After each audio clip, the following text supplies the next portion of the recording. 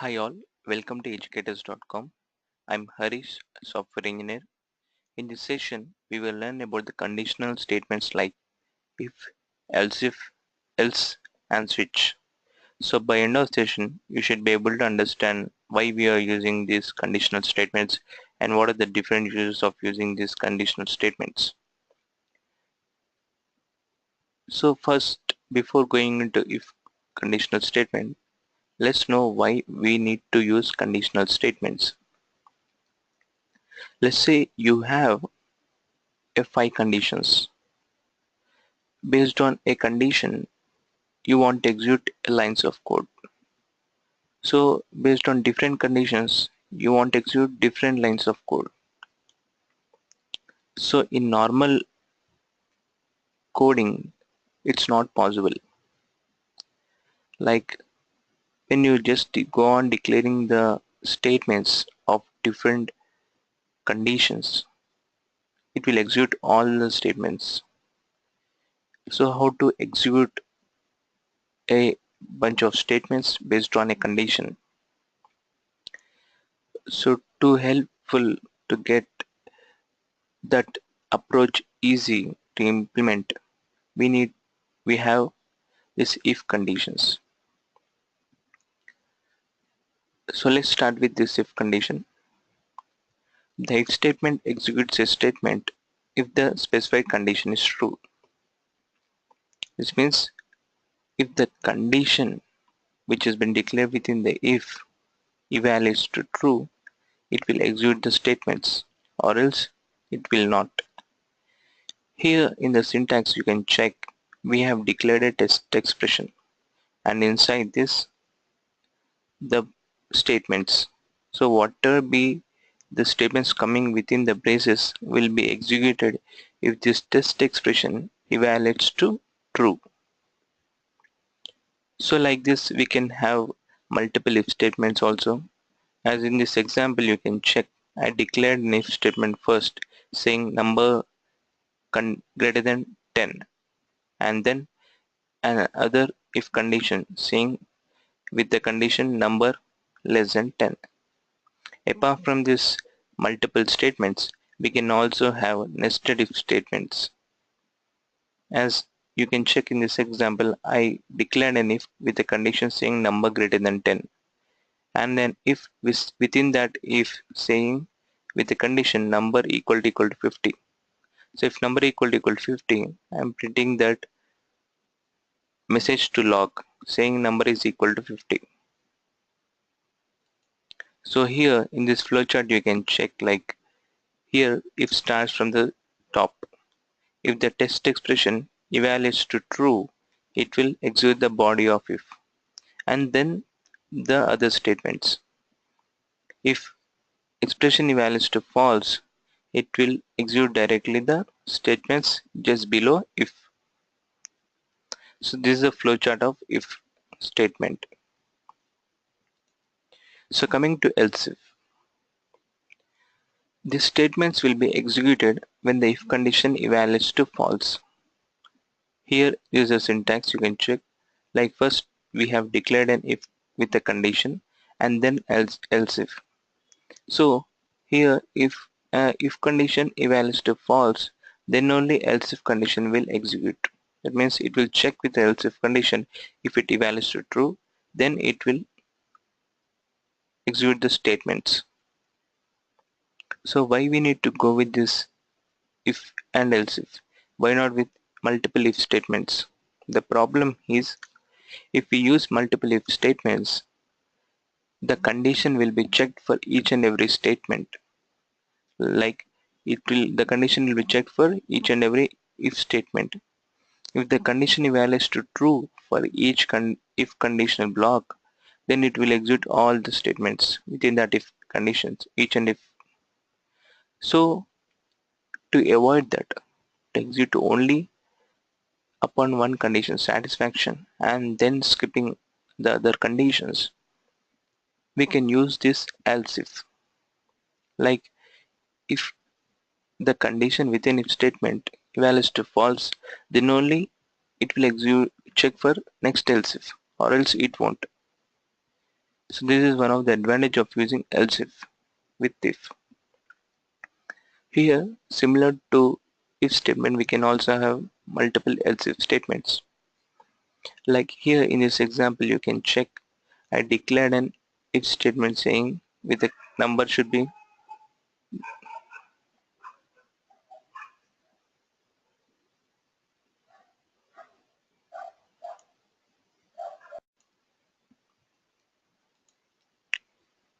coming to else if statements.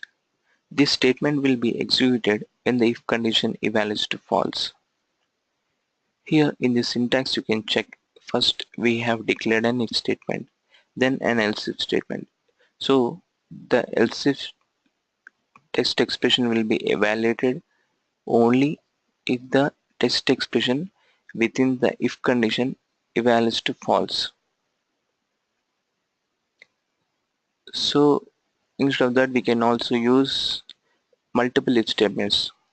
But the main problem with multiple if statements is it will check for each and every conditional block.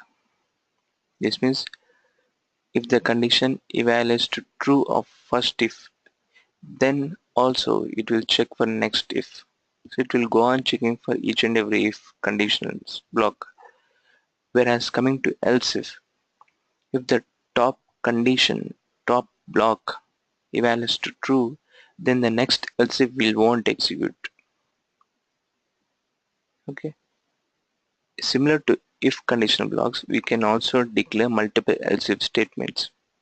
Like here in this example, you can check that here we for the first we have declared an if condition saying number should be greater than 50, and then an else if saying number should be less than or equal to 50 and number should be greater than 10, and then an other else if saying number should be less than or equal to 10. So in this way we can declare multiple else if statements. So in this flowchart, starting from top, first it will check for the if condition. If the if condition evaluates to true, it will execute the body of if. That means the statements within the body of if. And then the statements just below else if. Or if the test expression within the if statement evaluates to false, it will check for else if. If the test expression within the else if evaluates to true, then it will execute the body of else if. Or else it will directly execute the statements just below else if. So this is the flowchart of if and else if. So coming to else, this statement is used to execute the statement so if all the conditions are not met. So the else part is used like when you want to write some generic log, or any if you want to execute some statements if none of the conditions are being met. Like here in this example you can check I declared an if, else if and then else.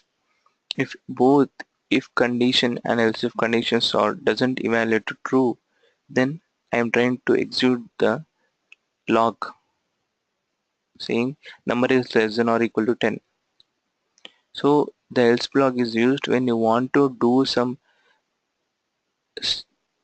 logging of message or um, executing some statements. If none of the conditions are met, then you cannot use this else statement. The syntax you can check here, like first we have declared an if condition, then else block. So we can have if else or if else if and else. Here one more thing, we cannot have multiple else statement. Like else statement is generic. This means it is executed only if none of the conditions above which are declared are satisfied. So that's why we cannot have multiple else statements. So here in this flowchart you can check first it will start with if. If the text expression evaluates to false within that if, it will go for else if, and then if the test expression within the else if evaluates to false, then only it will execute the body of else, or else not. Has if a expression within the if evaluates true, it will execute the body of if, or else it will execute check for test expression within the else if it evaluates to true, it will execute the body of else if, then the statements just below the else. So this is how the flow chart works for the if, else if and else blocks. So coming to switch statements, the switch statement will evaluate an expression matching the expression's value to the case clause and executes statements associated with that cases. Like, why we need to use these switch statements? The simple reason is, instead of using many if else if statements, we can replace them using switch.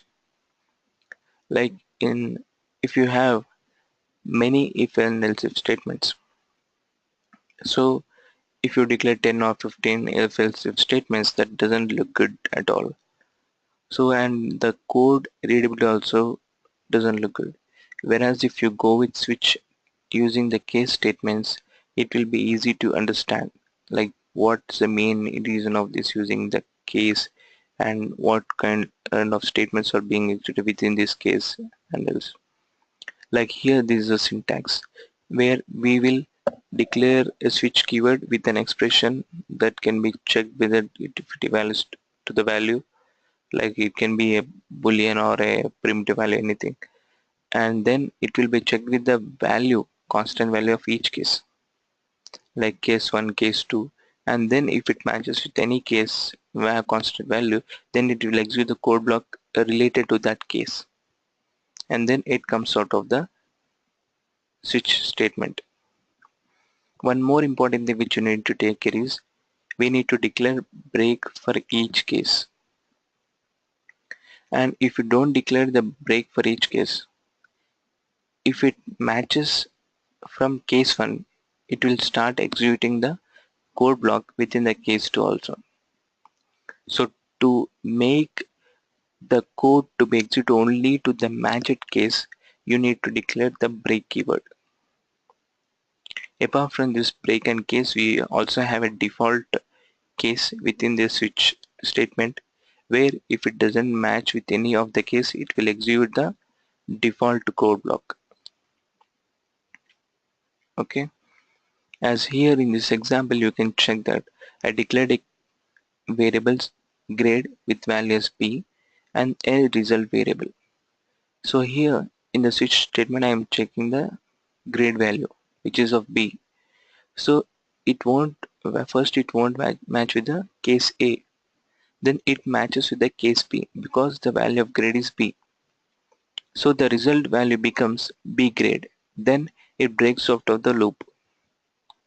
So let's say if the grade is d, and then none of the cases will match, so it will directly execute the default case block. So the result becomes no grade. So these are the uses of using switch statement. So here in this flowchart, you can check, like, first it will evaluate the expression which will be a value, then based on that value it will compare that value with the constant value of each case.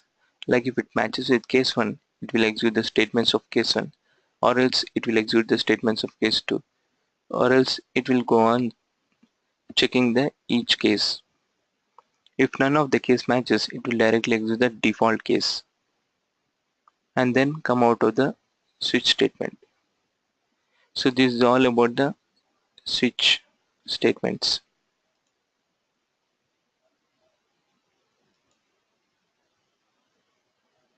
Let's flip to brackets IO. Here, first let's declare a variable called number with value as 18. Let's add an if condition saying if number equals to 18,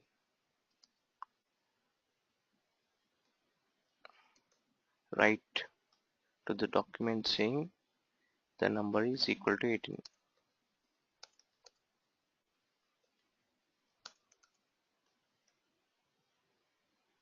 Okay, so let's check it out.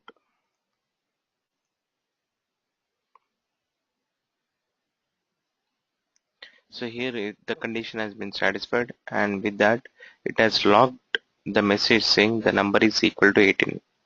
Okay, so this is how we need to use the if conditions. Let's declare more than one if condition. Okay, saying to check whether the number is less than or equal to 18.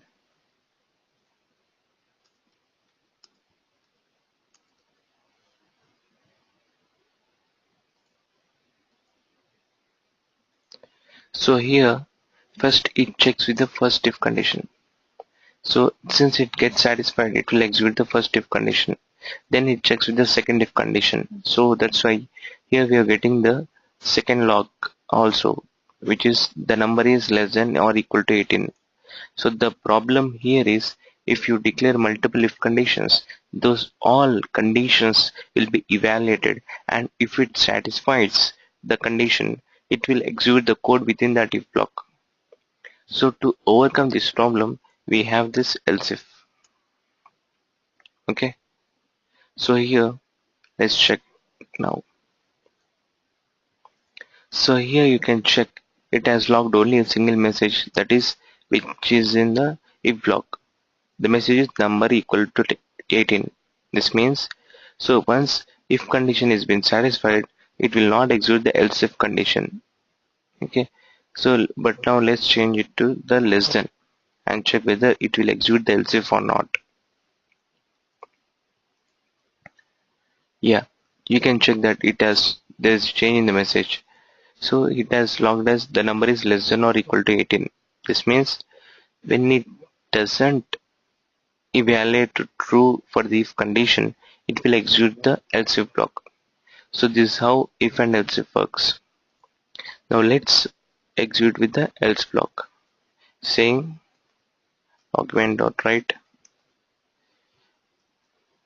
the number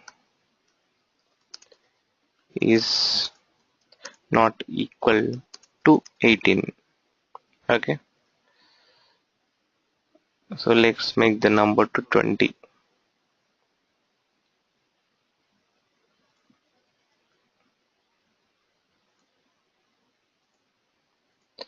Here you can check that the else block log has been made saying the number is not equal to 18. So by this we can make sure that if none of the if and else if conditions evaluate to true, at last the else block will get executed, or else it won't. So this is how if else if and else will work. Now let's check with the switch case. Let's declare a switch with the number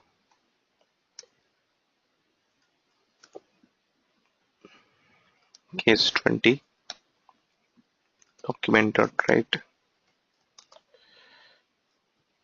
number is equal to 20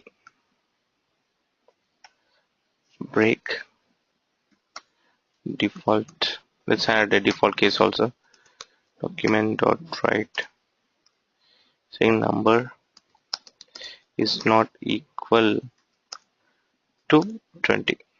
Okay, so let's check now. So as here we declared the number value as 20, it has satisfied the first case since the first case constant value is 20. So the number parameter which has been passed to switch is also 20. So that's the reason it has satisfied the first case. So that's why it has logged as number is equal to 20. So when I make it as 21, so now case 20 is not satisfied. So it will execute the default case. So here you can check that it has logged like number is not equal to 20. So if even in this switch case, if none of the cases constant value match with the argument which has been passed to switch case, it will execute the default case. So this is how the switch case works.